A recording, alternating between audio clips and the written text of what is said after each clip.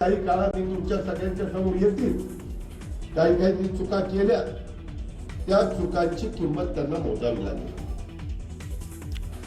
बीडच्या सभेतून अजित पवारांचा थेट इशारा, दादांचा रोख कुणाकडे, यावरून चर्चांना उधाण.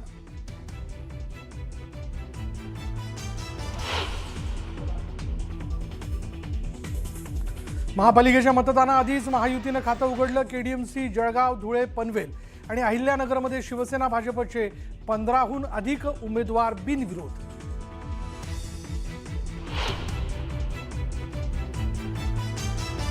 महापालिका निवडणुकीसाठीच्या रणनीतीवर ठाकरे बंधूंची खलबतं. शिवतीर्थवर उद्धव आणि राज ठाकरेंमध्ये चर्चा.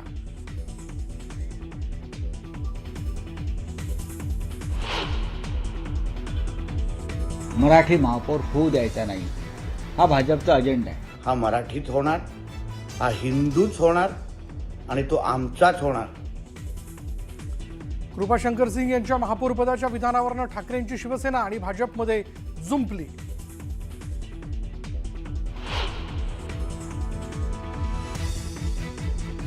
पुण्यातील भाजप उमेदवार पूजा मोरेंचा अर्ज मागे. स्थानिक पदाधिकाऱ्यांच्या दबावामुळे अर्ज मागे घेतल्याचा आरोप. अर्ज मागे घेताना मोरेंना अश्रू अनावर.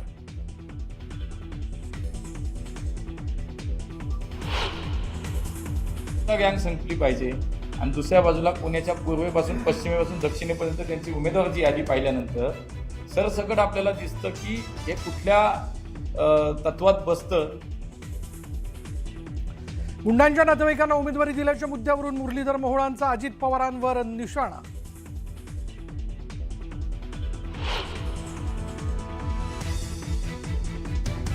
अहमदनगरमध्ये राजकारण तापलं. उज्ज्वला थिटेंची नवनिर्वाचित नगराध्यक्ष प्राजक्ता पाटलांविरोधात याचिका. शपथपत्रात त्रुटी असल्याचा आरोप. आणि साताऱ्यात भरला सारस्वतांचा मेळा. 99व्या अखिल भारतीय मराठी साहित्य संमेलनाचा शुभारंभ.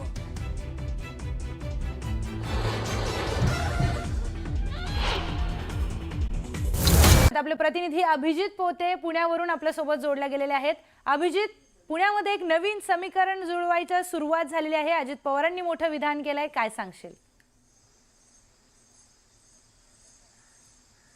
प्रियंका, महानगरपालिका निवडणूक ज्या दिवशीपासून लागली आहे ना, त्या दिवशीपासून पुण्याच्या राजकारणाची गणितं रोज बदलत आहेत. रोज नवी समीकरणं, रोज राजकारण नवी कलाटणी घेताना पाहायला मिळतंय. कारण कोण कुणासोबत युती करणार, कोण कुणासोबत आघाडी करणार, अशा चर्चा गेल्या अनेक दिवस रंगल्या होत्या.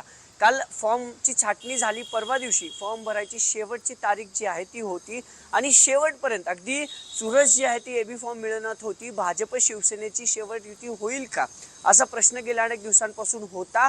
त्याच दिवशी सकाळी शिवसेनेच्या अनेक नेत्यांनी सांगितले की पुण्यात युती तुटल्याच जमाय.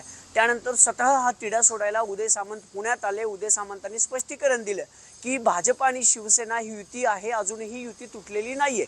जागा वाटपाबाबत निर्णय 2 दिवसात घेऊ. म्हणजे 140 पेक्षा अधिक एबी फॉर्म केवळ शिवसेनेनं आपल्या उमेदवारांना दिली असल्याची प्राथमिक माहिती शिवसेनेच्या स्थानिक नेत्याने दिल्या. तर भाजपनं तर 165 उमेदवार रिंगणात उतरवलेत. जर युती झाली तर भाजप केवळ 16 जागा सेनेला देणार आहे. मग बाकीचे सगळे एबी फॉर्म ही शिवसेना वापस घेईल का, हा प्रश्न होता. आणि त्यातच आज उपमुख्यमंत्री अजित पवारांनी पुण्यातल्या भीमा कोरेगावमध्ये जे विधान केलं त्यावरून पुन्हा भुवया राजकारणांच्या उंचावल्या आहेत. राजकीय समीकरणं बदलतील का?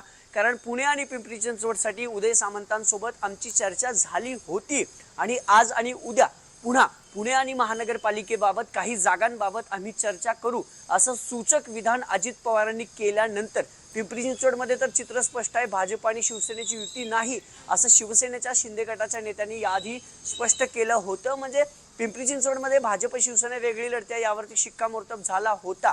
पण पुण्यात मात्र अजूनही कुठंतरी होप्स या शिवसेनेच्या स्थानिक नेत्यांना आणि वरिष्ठांना होते की युती ही तोडायची नाहीये. पण आता अजित पवार जर आज आणि उद्या उदय सामंतांसोबत चर्चा करणार असतील तर त्यामध्ये 2 गणितं जुळतात का बघावं लागणार आहे. कारण दोन्ही महानगरपालिकेच्या निवडणुकीत दोन्ही राष्ट्रवादी म्हणजे शरदचंद्र पवार पक्षाची जी राष्ट्रवादी आहे ती आणि अजित पवारांची राष्ट्रवादी एकत्रित निवडणूक लढते. केवळ पुण्याचं सांगायचं झालं तर जवळपास 120 पेक्षा अधिक एबी फॉर्म हे अजित पवारांनी आपल्या घड्याळ या चिन्हाच्या उमेदवारांना दिले आहेत. तर दुसरीकडे 40 ते 45 एबी फॉर्म हे शरदचंद्र पवार पक्षांनी उमेदवाराला दिलेले आहेत. जर पुन्हा शिवसेना हा तिसरा पक्ष या दोन्ही राष्ट्रवादीच्या आघाडीत यायचा असेल निश्चितच. जर अजित पवारांनी तशी तर बोलणी अभिजित, केली. पुणे आणि पिंपरी चिंचवड मध्ये हे नवी समीकरण आता समोर येत आहे.